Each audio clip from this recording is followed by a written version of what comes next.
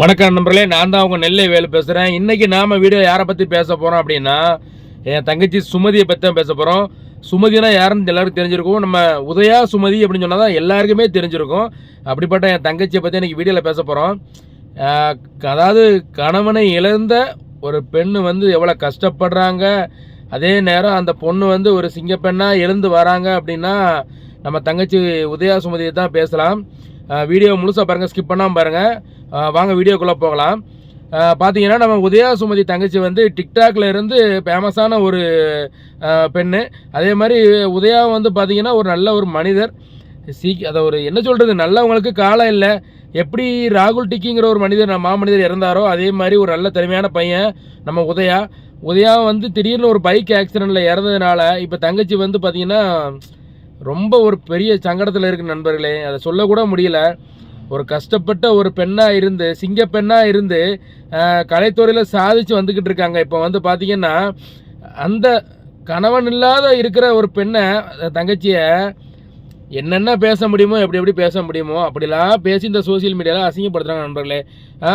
கணவனை இழந்துட்டா வந்து நீ கலராக சேரீ கட்டக்கூடாது, ஜாக்கெட்டு போடக்கூடாது, அதுக்கப்புறம் பார்த்தா நீ நகை போடக்கூடாது, பூ வைக்கக்கூடாது, பொட்டு வைக்கக்கூடாது, முக்கிய குறிப்பாக நீ வந்து இந்த ரீல்ஸ் எல்லாம் பண்ணக்கூடாது அப்படின்னு சொல்கிறாங்க நண்பர்களே. தங்கச்சிக்கு ரொம்ப ஒரு பெரிய ஒரு சங்கடமாக இருக்குது. ஏன் சொல்கிறேன்னா, இப்போ உள்ள காலகட்டத்தில் கணவன் இருந்தே சரியான காலகட்டத்தை குடும்பத்தை ஓட்ட முடியல நிறைய பெண்களுக்கு வந்து. ஏன் தெரியுமா, இப்போ இருக்க விலைவாசியும் சரி எல்லாம் சரி ரொம்ப கஷ்டமாக இருக்குது குடும்பம் நடத்துறதுக்கு. இன்றைக்கி என் தங்கச்சி வந்து பார்த்திங்கன்னா கணவர் இல்லாட்டாலும் அவங்க வந்து தனியாளாக நின்று இன்றைக்கி ரீல்ஸ் பண்ணாலும் ப்ரொமோஷன் பண்ணுறாங்க. சில நாடகத்தில் கூப்பிட்டுருக்காங்க நடிக்கிறதுக்கு. எங்கே எப்போ ப்ரொமோஷன் வந்தால் கூட தங்கச்சி உடனே எழுந்திரிச்சு போயிடறாங்களாம்.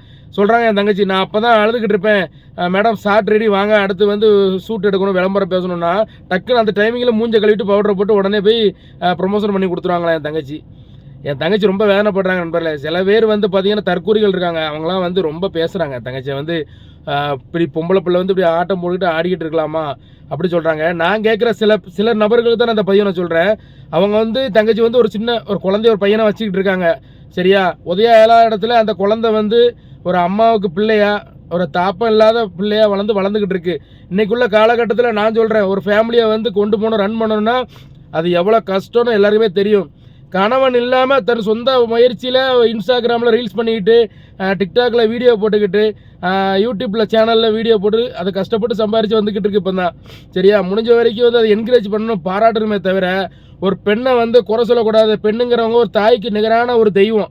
சரியா, அதனால் நான் என்ன சொல்கிறேன்னா, இந்த தங்கச்சியை வந்து உங்களை பாராட்ட மனசு இல்லைன்னா கூட அவங்கள பற்றி பேசாதீங்க, விட்டுருங்க. சரியா, முடிஞ்ச வரைக்கும் சப்போர்ட் பண்ணுங்கள் அந்த தங்கச்சிக்கு. அதை தான் நான் சொல்லுவேன். அதனால் இப்போ அவங்க அண்ணன் இருக்காங்க, உதயா சுமதியோட அண்ணன் இருக்காங்க. அந்த அண்ணன் வந்து ஒரு இதில் பார்த்த சேனலில் பயங்கரமாக அழுது பேசுகிறாருங்க. நம்ம தங்கச்சிக்கு வாழ்க்கை அப்படி ஆயிடுச்சு, தங்கச்சி கஷ்டப்பட்டுக்கிட்டு இருக்காளே, தங்கச்சி மாப்பிள்ளை இறந்து போயிட்டாரு. அதுக்கப்புறம் இப்போ அவருக்கு ஒரு கோரிக்கை இருக்குது, என்னென்னா தங்கச்சி வந்து சீக்கிரம் இன்னொரு கல்யாணம் பண்ணுவாங்களா, இப்படி எத்தனை நாளைக்கு இப்படி ஒத்தையிலே இருக்க முடியும், பாவம், ஒரு கல்யாணம் முடிச்சு வச்சா நல்லாருன்னு சொல்லி ரொம்ப ஆசைப்படுறாரு. ஓகே அண்ணா, அது வந்து ஆண்டவன் முடிச்சதில் எப்படி நடக்குதோ தெரியல, அது உங்கள் தங்கச்சி மனசு வச்சா மட்டும்தான் நடக்கும் அண்ணா. சரி, எதை பற்றி கவலைப்படாதீங்க, ஆண்டவன் துணை இருப்பார். அதுக்கு மேலே நம்ம உதயா தம்பியும் வந்து துணையாக இருப்பார் உங்கள் தங்கச்சிக்கு. நீங்கள் இதை பற்றி கவலைப்படாதீங்க, நாங்கள்லாம் இருக்கோம் என் தங்கச்சி உதயா சுமதிக்கு. அதனால் நிறைய நண்பர் இருக்காங்க அவங்களுக்கு என்னை மாதிரி. எல்லாருமே தங்கச்சி உதயா சுமதிக்கு வந்து கண்டிப்பாக சப்போர்ட் பண்ணுங்க. பாவம், வளர்ந்து வர ஒரு நல்ல ஒரு நடிகை கூட சொல்லலாம். அவங்கள வந்து நல்ல திறமை இருக்குது, கஷ்டப்பட்டு மேலே வராங்க. அதனால் நான் என்ன சொல்கிறேன்னா, யாரும் இந்த வீடியோ தவறாக பேசியிருந்தால் மன்னிச்சுக்கோங்க அன்பு நண்பர்களே. உங்களுக்கு இந்த வீடியோ பிடிக்கும்னு நினைக்கிறேன். பிடிச்சுன்னா கண்டிப்பாக லைக் பண்ணுங்கள், கமெண்ட் பண்ணுங்கள், ஷேர் பண்ணுங்கள். மறக்காமல் நம்ம நெல்லை வேலு சோசியல் மீடியா யூடியூப் சேனலில் சப்ஸ்கிரைப் பண்ணி பெல்லை அமைக்கிற நண்பர்களே. நன்றி, வணக்கம் நண்பர்களே.